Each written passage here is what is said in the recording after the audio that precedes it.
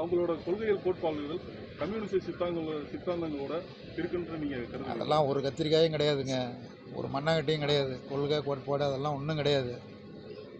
அந்த கட்சி 108 இடங்களில் 107 உறுப்பினர்கள் வெற்றி பெற்றார்கள்.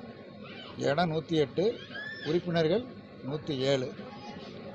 ஆட்சி அமைப்பதற்கு சட்டமன்றத்தில் இருக்கிற கட்சிகளில் அந்த கட்சி தான் அதிக எண்ணிக்கையில் இருக்கிற காரணத்தினால ஆளுநரை சந்தித்து ஆட்சி அமைப்பதற்கு அனுமதி கோரி கடிதம் கொடுத்தார்கள். ஆளுநர் அமைச்சரவை அமைத்தும் பெரும்பான்மையை குறிப்பிட்ட நாளுக்குள் நிரூபிக்க வேண்டும் என்று உத்தரவு பிறப்பித்திருக்க வேண்டும், அனுமதி அளித்திருக்க வேண்டும். ஆனால் ஆளுநர் அதை செய்யவில்லை.